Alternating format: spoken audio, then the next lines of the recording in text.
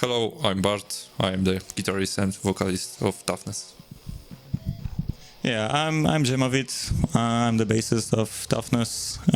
We're very happy. We're grateful to, that we're giving this interview. Sort of, we're gonna try our best to answer the questions, and I don't know, talk some stuff. Yeah. I'm Lucas, I'm the guitarist. I'm Maciej and I'm the drummer. What's the story behind the band name Toughness? The story behind the name of Toughness is quite simple because this was a joke in our previous band Conveyor that we were joking about this all the genre like death metal, that playing death metal is really strong and it's really hard to have listeners, and it's not like mainstream music. So we thought that when we got second band, we thought that Toughness is the best example of name, and it was not occupied. What themes did you explore in this release? It's like typical death metal music, so we explore in this release themes like death, hate, mythology, abstract, and this stuff. Yeah, standard stuff. So you were asking about the creative process behind the Prophetic Dawn. Well, the process behind our music, it's kind of like we have riffs mainly because we are really prolific when it comes to singular riffs. So these riffs eventually evolve into like completed compositions.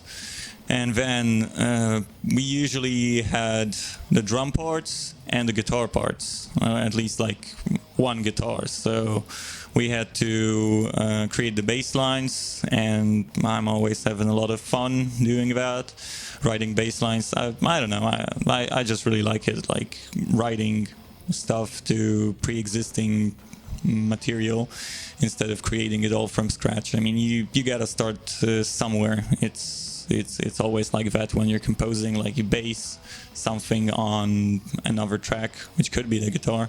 So yeah, to summarize that, we had the riffs, we had the drums, we had to write the second guitar part and the bass parts, and the vocals were also done, right? Exactly. Yeah, that's pretty much it. Okay, so next question. Could you give us some background on the album cover? Yeah, the background, the cover was done by my good friend Julia. I think she is going to tell you much more than I can because she created it. So we invited her to say a few words about her about her artistic. Well, what do you call this? About her creation. Hi, I'm Julia. I'm the artist behind the album cover of The Prophetic Dawn by Toughness. I was asked to say something about the background of the making of the album cover, of the art itself. When I heard that the Toughness are releasing their album, I've been asked to make something for the album cover, so we decided to discuss what it should be. We thought that something prophetic, that something apocalyptical would be a great fit for the music itself. When we were talking, we thought that the ziggurat would fit the scene quite well. It's just the same with the suns and the fog, and the color scheme we have picked for the cover, so the reds and the blacks that give the atmosphere its very specific kind of way. It was really big of a challenge to make that.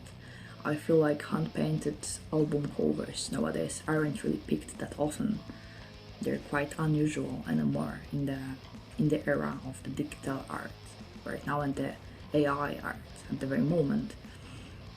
So it was really not easy to combine all the ideas we have had in the way. There were a lot of ideas, a lot of plans on what could it be, and then we had to capture the very core of what we had in mind. Yeah, I think that the paint that it's hand painted makes it stand out from the crowd a bit more. It's memorable because it's unusual, and even if it was not an easy task to make that, I think that it fits the album pretty well overall. From technical part, the painting was made in acrylics, and the original art itself is currently owned by the band. Okay, next question. How has your cooperation with Gods of War Productions been, and how did it influence the album's production? So the cooperation with Gods of War was quite simple because I added Greg to my friends on Facebook. Then when we recorded this album completely, I just messaged to him and we talked about our cooperation. He agreed with it, and just that's all. Did it influence the album's production? I think no, because the album has already been recorded. So I think there's no influence, but we will see in the future how this influence will transform.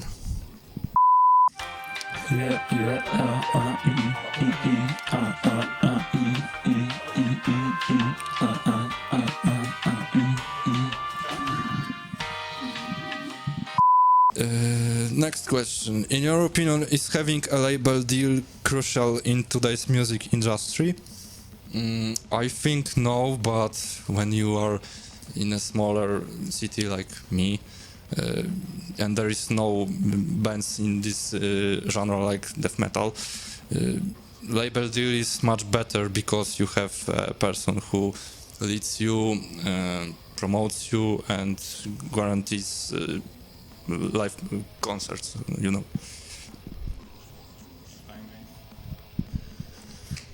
Well, it's a difficult question to start because the times we're living in are quite curious, to be honest.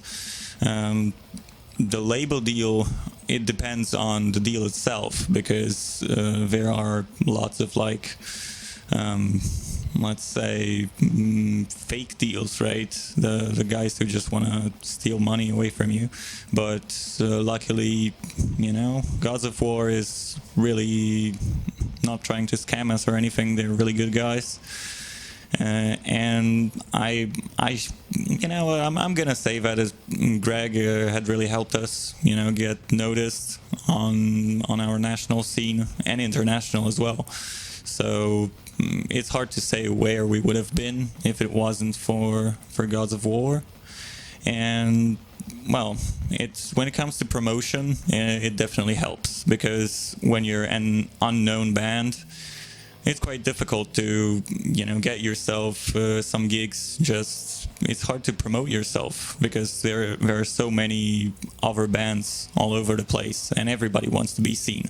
So labels are still helpful when it comes to that aspect. Yeah, I'd say so. Alright, so when did you first start listening to death metal, and what led you to discover and become the fan of the genre? I think that for me it was a long journey through all the metal genres, and first I started listening to some thrash metal, to first of all heavy metal like Iron Maiden and etc.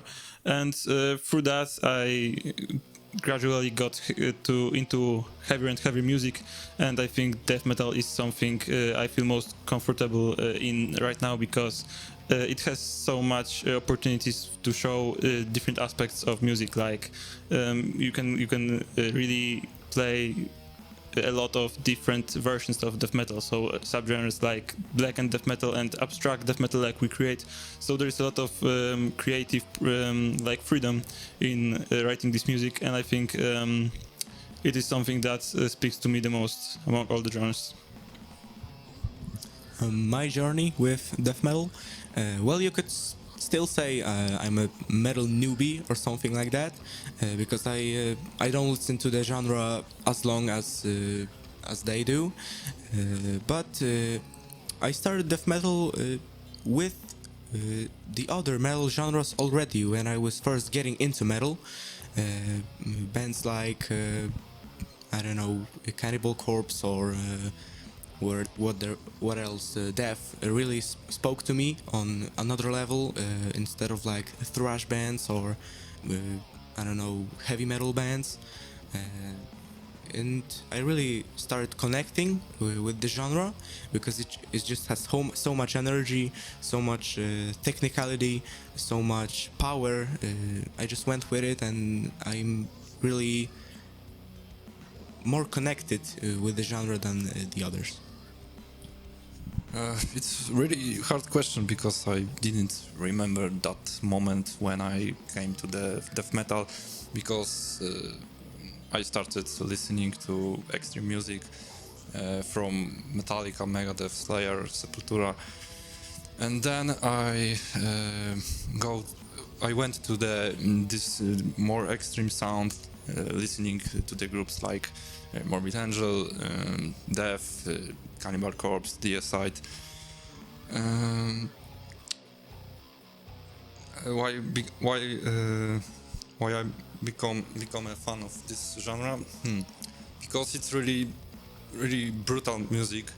You can share your feelings, create your own emotions, you know.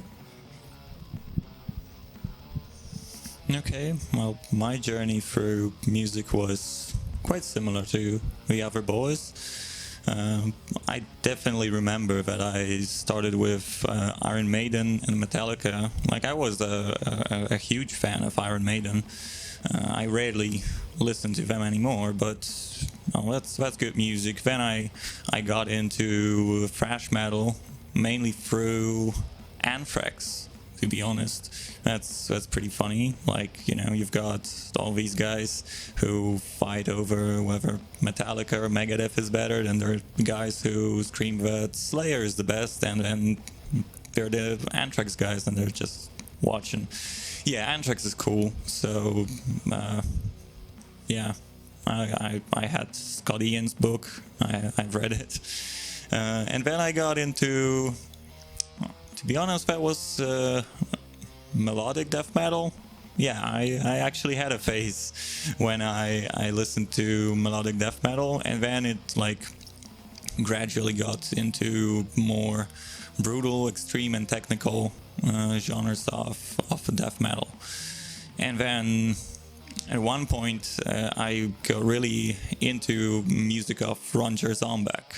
So the guy from Spastic Inc., the guy from Blooded Science, and well, I have to say that it really did change my path, because I got really into instrumental music, and then I started listening to bands like Behold the Octopus, and I listen to them to this day. Honestly, they're incredible, just pure craziness and pure freedom, like what you could classify them as some sort of free metal, right? So yeah, I adore music of Colin Marston, Dysrhythmia. That's another one of his bands that I frequently listen to. Well, and nowadays I'm kind of into jazz, into fusion. I listen to a lot of Alan Holdsworth, an underrated guy, but truly a genius. Some Coltrane, you know, why not? Yeah, it's a complicated story. Okay. Next question. If you could change one thing about the music industry, what would it be? Well, I'm not an oracle to say what we can change, but maybe to not so much promoting bands that is more important to do a better image than the music itself. Yeah, I think that right now the worst thing in the music industry is the part of promotion and selling your music, and actually getting it to hit your target audience, because I think that it's quite hard to create an album from the scratch and then like easily get it to get people to hear it and actually have money to continue working in your band and putting out new music? Well, there's not much I can say about the cons of the music industry because I'm not really in the scene long enough. I'm not even in the band long enough to answer most of these questions. But I do know that the promotion is really a hard thing to do. Get gigs is a really hard thing to do as an up and coming band, as a new band, and really we could change that. But I have no idea how to do it. Yeah, the thing that bothers me about music industry is that everybody wants to make money, and that is obvious. But at a certain point, a lot of great bands, well, they give up on their original goal, which was to create music that was fun to them, and it essentially just turns into just releasing music for the sake of it because you gotta release something, but you make it so bland, so just so similar to everything else that you lose your own style in all of that. And I'm pretty sure you can relate to that with some of your favorite bands when you listen to their newer stuff and you feel like they have just become so transparent that they have left their former self, their former style behind. So that's something I would change so that we look for an original style and we promote that instead of just, music for everyone, because there is no such thing as music for everybody, especially when it comes to metal. So yeah. Okay, next question. Have you encountered any memorable epic fails during live performances? There's a lot, but I have already remembered that typical technical aspects that my guitar didn't work, but as we play about 3 years or 4, it's just normal because it's just music live.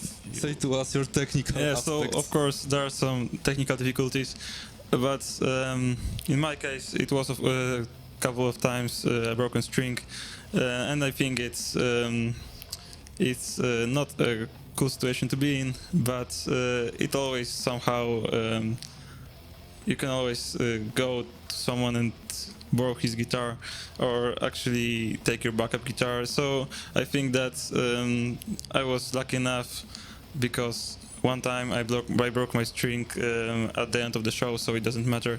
And I think that that's it, and I don't think we have any epic fails that are really affected our audience, and I think that it's even those broken strings are hardly noticeable because everyone at our shows has a great time. Well, the biggest names have also fails, so it's a part of this show, I can say.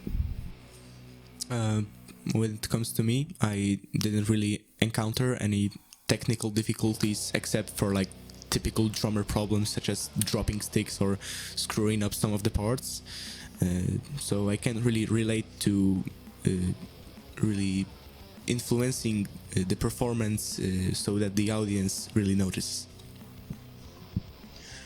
Well, yeah, I don't really remember any, super catastrophic events, but there were a few gigs which, well, they were kind of a disaster in itself because the stage was that big, pretty much. No, there's no stage. Yeah, there is no stage, and a couple times we have played concerts in conditions which were truly hardcore because you're standing there with your instrument, you can't really even turn because you have a wall on one side and then a bandmate on the other side, and then there's the audience like right in front of you and they're moshing like crazy.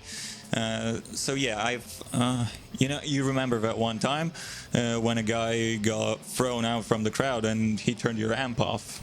Yes, I remember that. Yeah. And there was a situation that, well, it's hard really to play the guitar like Zimowicz said, but when you're also vocalist, there is a really huge problem when people are in front of you and they are with beer and moshing like crazy. So we have a very dangerous situations. Okay, so next question. Are there any recent music or movies that have deeply impressed you? Yes, there's a lot, but I can mention the albums by younger bands like Suppression and Miscreants. But I also listen to music from any year. For example, for this moment, I am listening the only one album by Spiral Architect. This is very technical and quite advanced music, so this is very recent music for me. All right, so I think that in recent years there is a lot of good music coming out in terms of death metal. I think there are some labels that are releasing some underground death metal that sounds really old school, and I think it's played by heart and not for the money or to gain more like opportunities.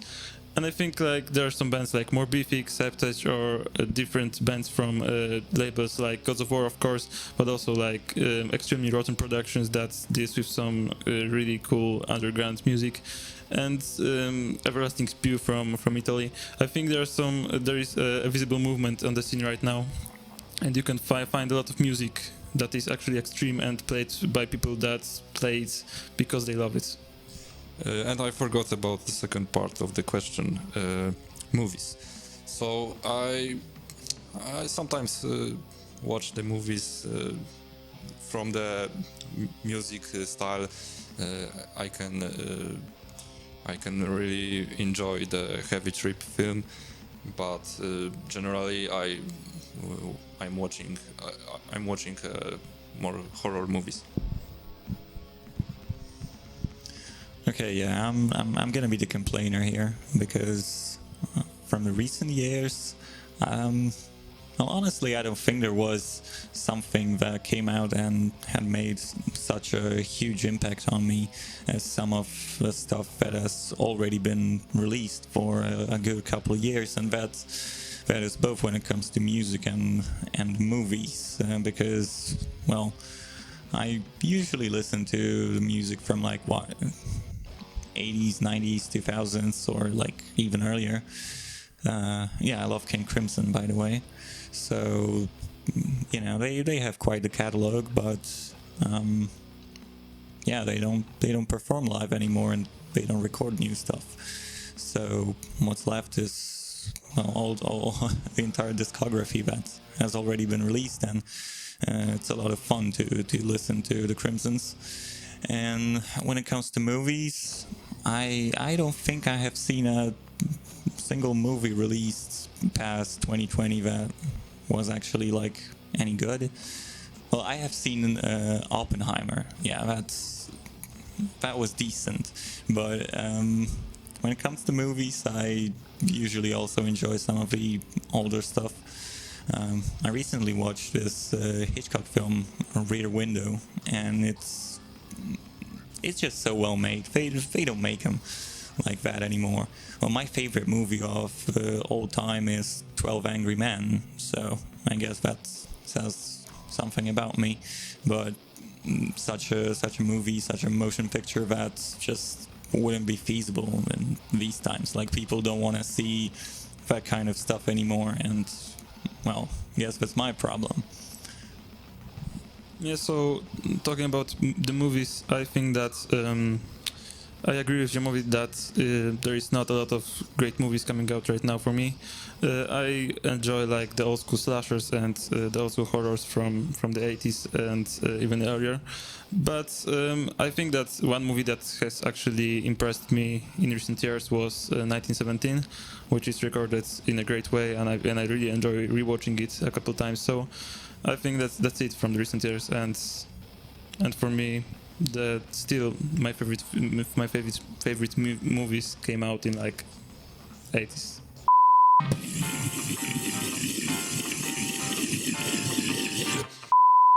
Okay, yeah, sorry, like I forgot about the slasher films. Yeah, there has been lots of good stuff happening on that scene, because we got Terrifier and Terrifier 2. They're great movies for fans of, like, you know, just old-fashioned ultra-violence, and they are, you know, really decent. The visual effects are great. The story is pretty much non-existent, but that's not why you watch a slasher film. It's not for the story, it's for the gore. And the gore is great. What else? Yeah, you know, I just kind of started that, and now I can't give any better examples. but Terrifier is great, and yeah, there are some good horror films. That's very true. For this question, I'm gonna start out with movies, because I don't watch movies at all. The last time I've been to a cinema to watch a movie was, I can't even remember. I just don't feel ever like watching movies. At this point, I would rather enjoy a good book than a movie, although I also rarely read books from time to time, maybe. But for the music part, in recent years, the music that has been released in the recent years, there are singular bands that really have a nice sound, such as some bands from Poland, even released by Gods of War Productions or Self-Made God Productions. But I don't really focus on making music, listening to music. From the recent years, I much more enjoy sticking to the 80s and the 90s. Okay, next question. What are your thoughts on the future of death metal as a genre?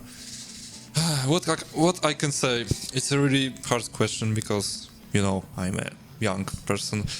The future of death metal, I think, will be, because there are a lot of interest in this genre, and as we saw at our live concerts, that there's a lot of audience that enjoys our music.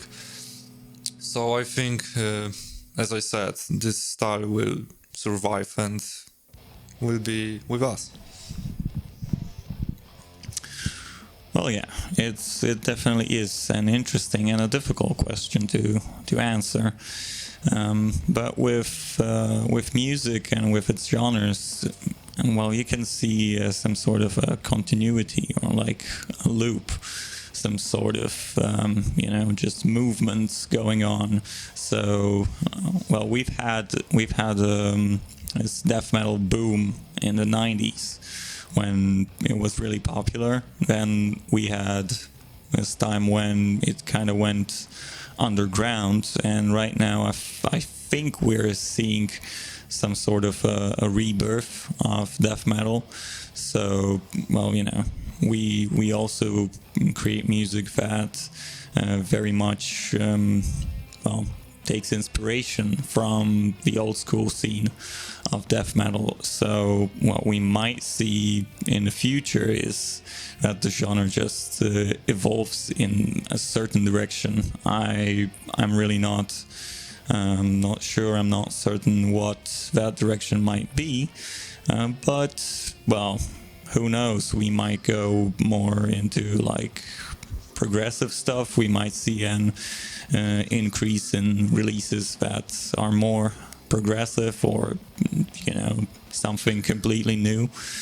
It's really hard to say. Like, we're just gonna have to live on and see what happens.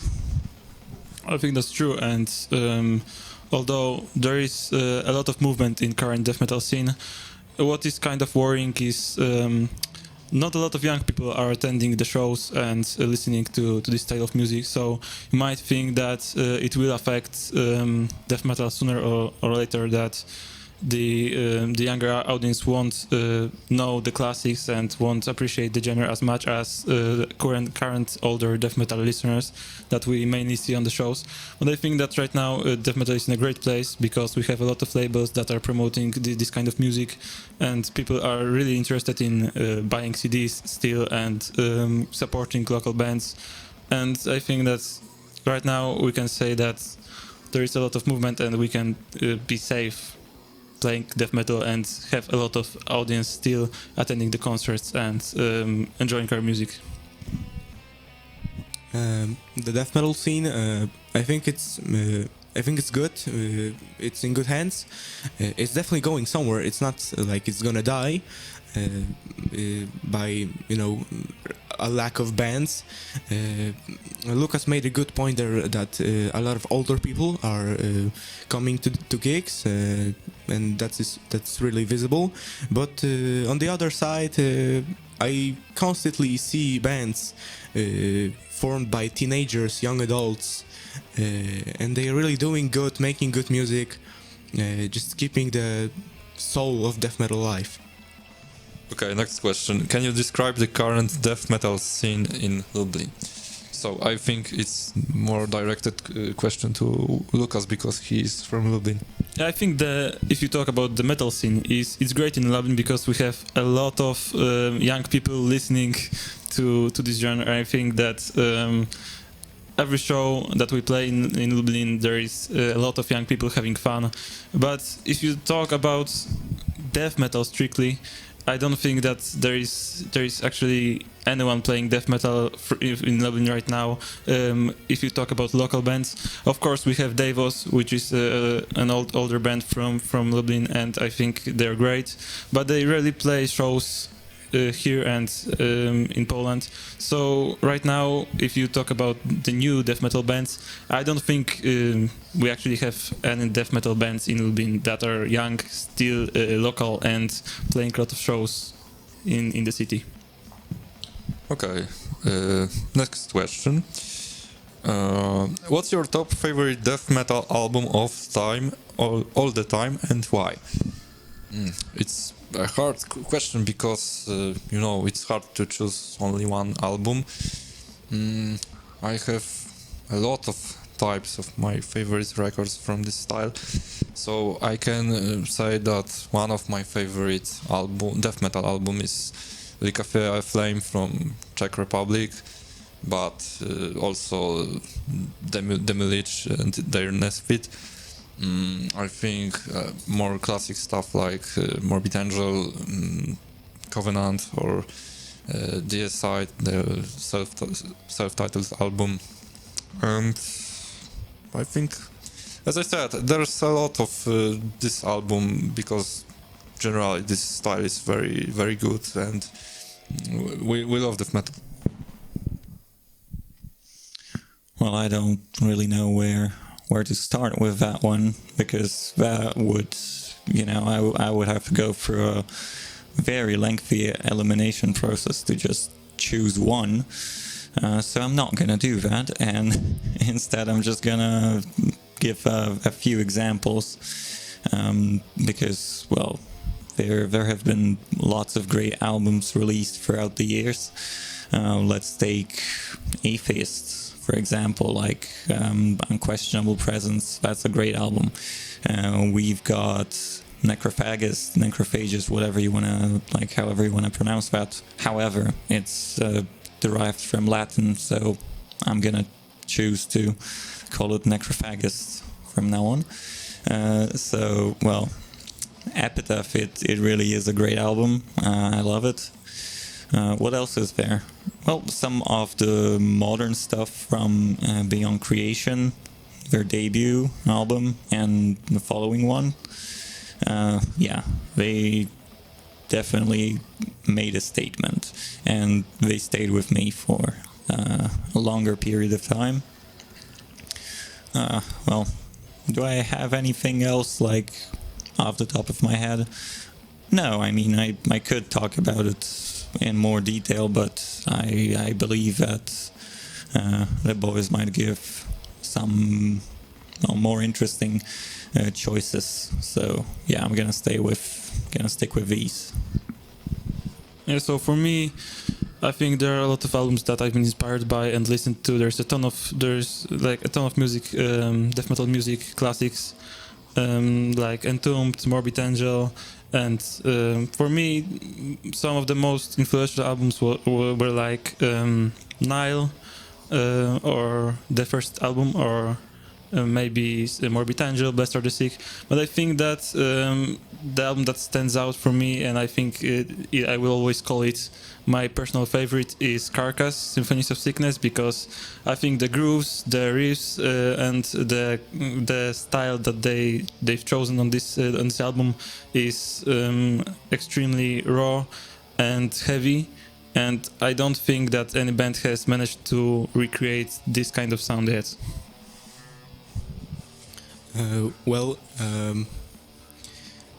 Like the guys, I am just simply unable to name my top one favorite death metal release of all time. I could make a list that could go and on, but I'm not gonna do it.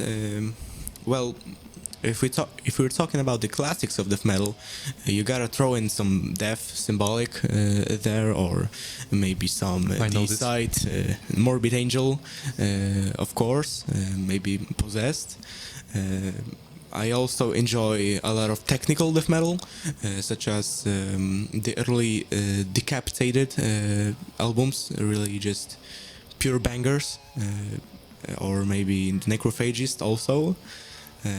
Some progressive stuff also would have a place in my list, such as maybe Opeth, the Opeth when they were making progressive death metal, but the list would be just too long to read it out. So Okay, next question.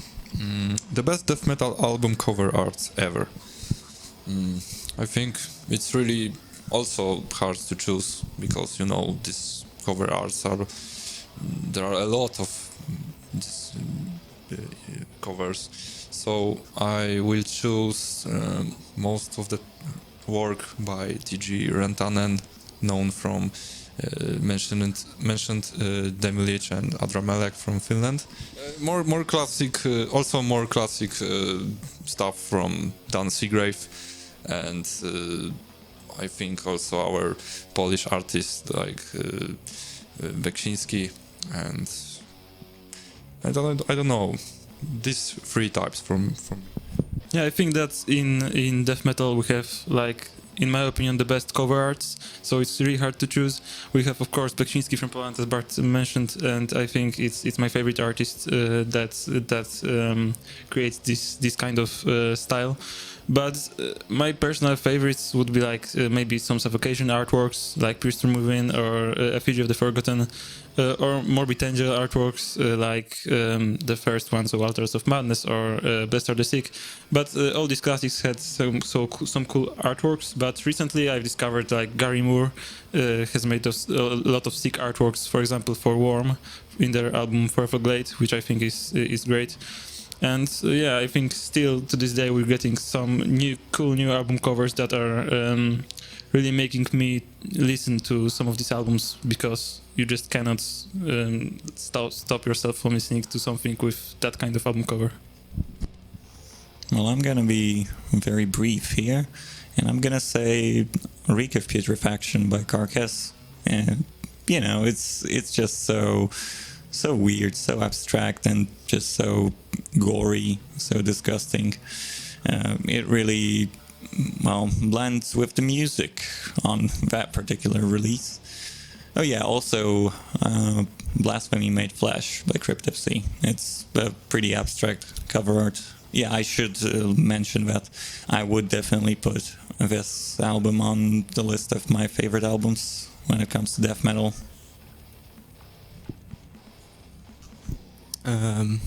It's hard questions for me because when I listen to music, I don't tend to really focus on the cover, but I do really appreciate the work of Beksiński or Mariusz Lewandowski, and I really like the arts of Seth Zero Anton. He's the frontman and the bassist of Septic Flesh.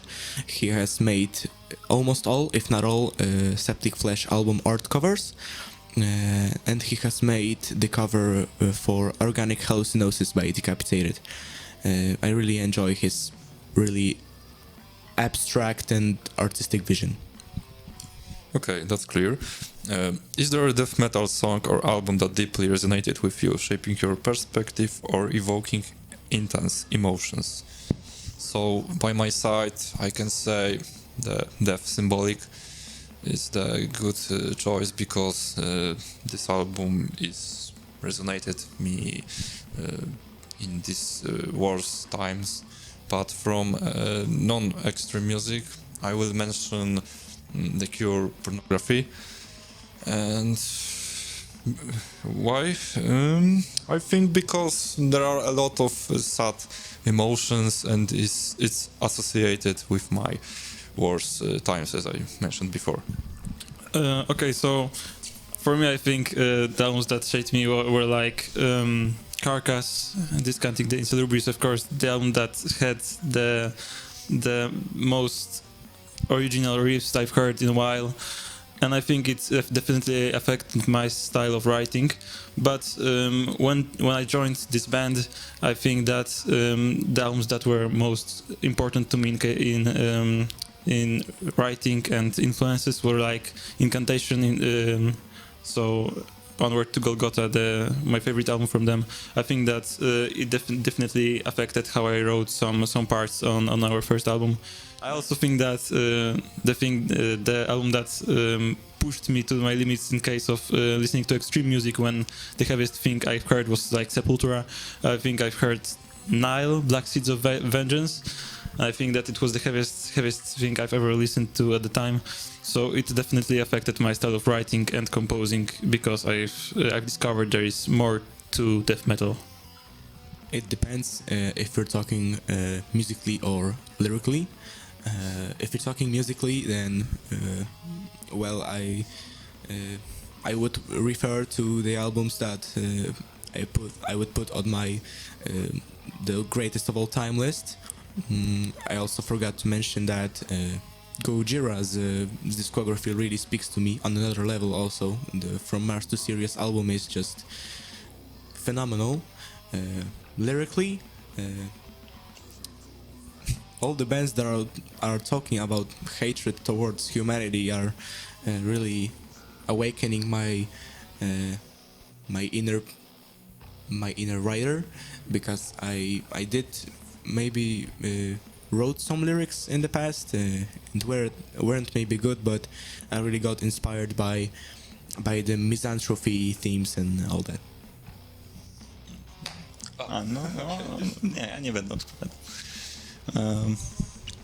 Well, when it comes to death metal, it's quite difficult to say what really is supposed to evoke the emotions. It could be the lyrics, but most death metal bands don't really focus on on the vocal part so that it is understood by the audience. It's just like most of the time it's like, and if you find an emotional load in that, this is fine, but I don't really find it too emotional.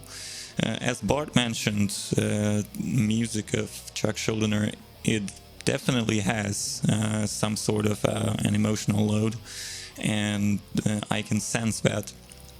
Well, but it's a song that makes me a bit emotional, because I do have a quite intellectual approach to music, but it's not strictly death metal, but it's from Havoc's Whether it was a demo or an EP, I don't remember, but like from their very first release, which was released independently, and it's just called Havoc.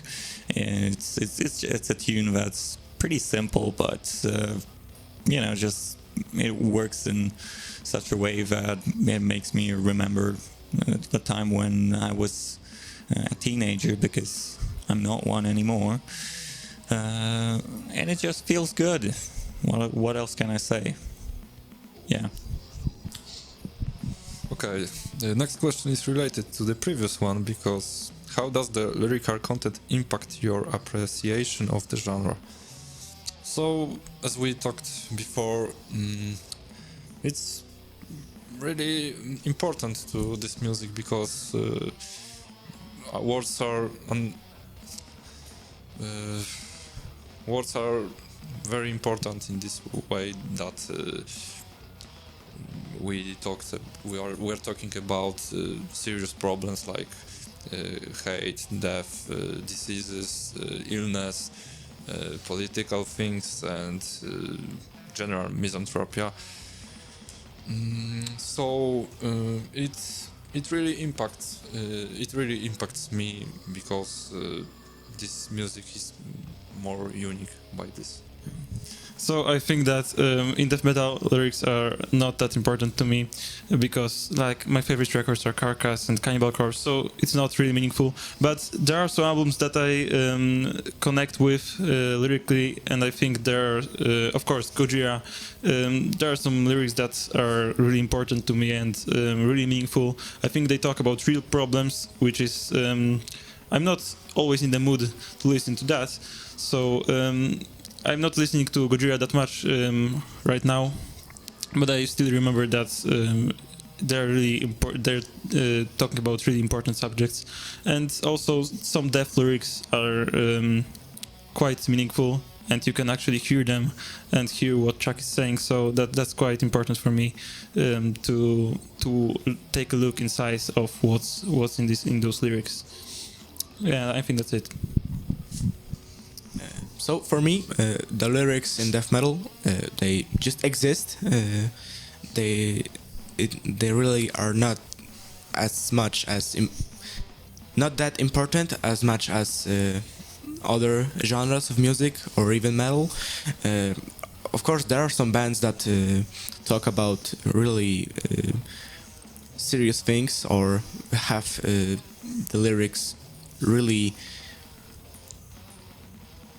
written in a philosophical way, such as Death. The later releases are really meaningful, but the bands that are talking about serious subjects such as humanity and where it's going, or ecology, such as Gojira or cattle decapitation, I think they do a really good job at doing that. Okay, next question. What plans do you have for the future of Toughness?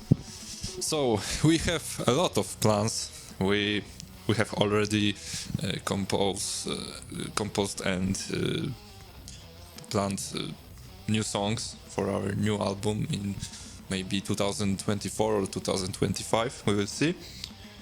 As always, we will plan future concerts. And I think that's all for this moment. Well, you just said it. You think that's all for this moment. I don't know if I can add anything, but we're during the process of composition and arrangement for our new songs. We're gonna record them, in some time. It's not strictly precise just yet, but, just so you know, we're working on it. Well, yeah, we've got some gigs coming up in Poland for now. But there isn't really all that much to talk about here. Like, we're doing band stuff, right? Okay, so the last question. Any message for death metal promotion channel subscribers? Yes. Buy our shit.